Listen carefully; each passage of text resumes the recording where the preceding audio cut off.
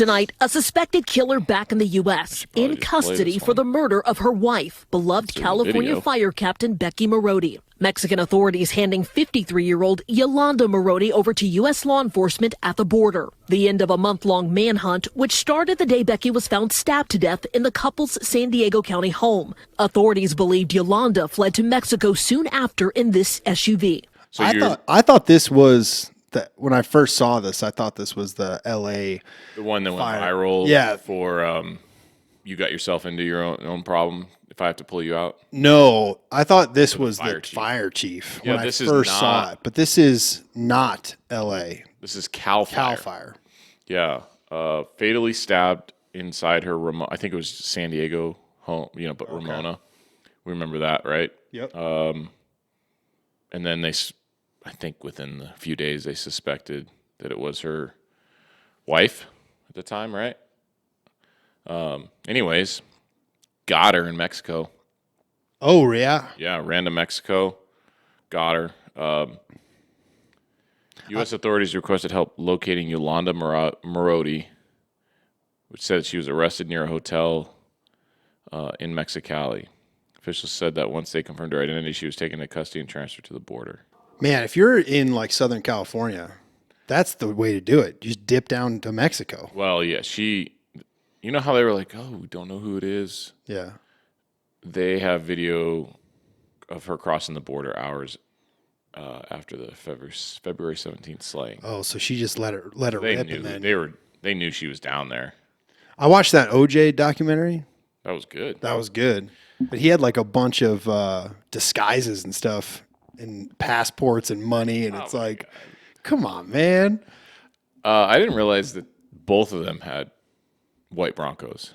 Yeah, that was Now wild too. Alex I thought that was Just one. Yeah, I thought it was just his. They're going through the documentary and they impounded his. Well, where the fuck's the Ford Bronco coming from? They let him have it back. There's, maybe we should get the same truck. A Ford Bronco? I like the Ford Bronco. I would get one, an older one. Yeah, I could pop that top. I had two of them. You did? Yeah, I had one in college. It was nice. It was like this Eddie Bauer trim. It's good. Oh no. One of the most comfortable rides for road trips, actually. Did it have the big bench in the front or bucket? Bucket seats, yeah. Okay. And then I had one actually going through Academy. Oh yeah? Yeah, and it was what they called it, but everything was black bumper, black everything, right? So one of the instructors is like, "Who's the narc? Who's the narc in the parking lot?" I mean, it was all blacked out. That's nice. I remember actually buying it, and didn't have plates on it, but had just bought it, had the title, and got pulled over like 20 minutes later. Of course, all blacked Yeah. out. Oh yeah. That. That's fine. I would think the same thing too. I bought a 71 International Scout up in the mountains in Breckenridge. And I'm buying it. I got my buddy, he's following me, who went up there to get it. And I don't know much about at the time didn't know anything about cars. I feel like I'm a little bit more dialed in now, but this thing was a fucking tank, dude.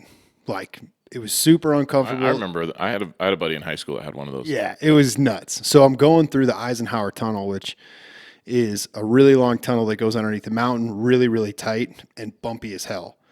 So I go over the first bump to get in the tunnel, and my passenger door flies open. So like, Here we go. I have no shoulder.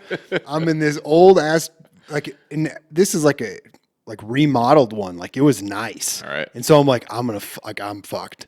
And so I'm like, The door opens. I'm like, there's no power steering. The steering wheel was about the size of a fucking beach ball. And I'm like trying to hold on like this and then grab my passenger door and get it closed. And I was like, all right, I made a mistake. But that was a sweet truck.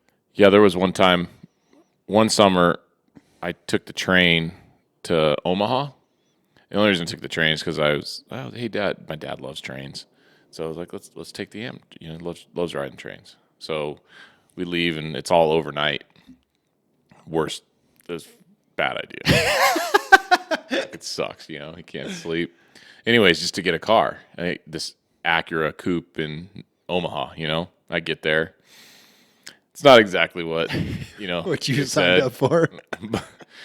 Well, but there's only one way home, and it was supposed to be this car. So, all right, whatever. Let's get it. 2 hours into the drive home. This is Omaha to Denver. All of a sudden, it's like you feel this kind of jolt in the steering, and all of a sudden, there's no AC anymore. It's just all hot air. Oh, no. So one of the idler pulleys like locked up, burn up the belt. Fuck, man. Luckily, it was that and not the main Something drive belt. horrific. With the alternator or something. But anyways, I pull into this. It was like this Subway in Napa, like you see everything on the side of the road. And my dad goes and eats lunch. Fine. A couple hours later, I borrowed this, Napa. They gave me the tools and everything, put a new pulley on, put a new belt on, back on the road. But it was just like, what the fuck? Of course. What am I doing? Of course. Juice was not worth the No. squeeze. It's like, well, this is not going as planned. Anyways, they found her in Mexico. Where would you go? Right? You're on the lam. Obviously, we're close, but close to. Let's say there's no extradition in any other country. What other country would you peace out to, and live the rest of your life out? Never coming back to the U.S. Wouldn't Australia be a good move? I'm out New Zealand? I'm out on Australia. Huh? I'm out on Australia, Why? dude. You get to go. They have the wildest shit down there that would kill you. all the animals. Oh yeah, dude. I'm out. New Zealand. New Zealand would be pretty dope. Somewhere tropical, right? Nah. I'm going to Italy, baby. Oh, dude, you're gonna die in 2 years. Why? Fat. No, man. Look at you, Dude, you can't say no to food. Yeah, but you go over there, and there's not a lot of fats. Huh? It's the food. It's the walking around. It's You're going to Italy? I'd go to Italy because you have the beach, right? You have the islands down south, and then you go up north, and now you're skiing. So not like a Costa Rica or Belize, No, I get bored. Dude. Bahamas. I get bored on the beach. I'm good for an hour. Yeah, I don't know. I don't like being too hot. One of the kids on my team the other day. Yesterday was a beautiful day. It's perfect. 70 degrees. Perfect. Coach, it's too hot. Oh, Come on, man. You kidding me? you're the wrong person to complain to about That's that. true. About heat, Yeah. yeah. It's 50 degrees. Then my 50 degrees. my bitch meter starts going up, starts ticking up. 40 with a breeze, I'll take 100 any day of the week. Pass. 40 with a breeze. Pass. You can always put more clothes on. At a certain point, it's so hot that you're immobile. I think that starts now when you add humidity, that's a different story. But talking about the dry heat of Heat's Arizona, heat, man. I don't even No, know. there is a difference. 100% humidity, 100 degrees is way different than 105 in desert like Arizona. Doing a home remodel in Tucson in July, So that's 115. And I was in a probably bad probably way, up in bro. the attic. Yeah, I was in a bad way. 180 degrees. Big sauna. Yeah. Well, I'll take the heat. No, I'm not complaining because things are looking up around. Okay. All right. Thanks for tuning into The Standard Issue. Get exclusive content and support the show through our Patreon. You can find the link through the-standard.us.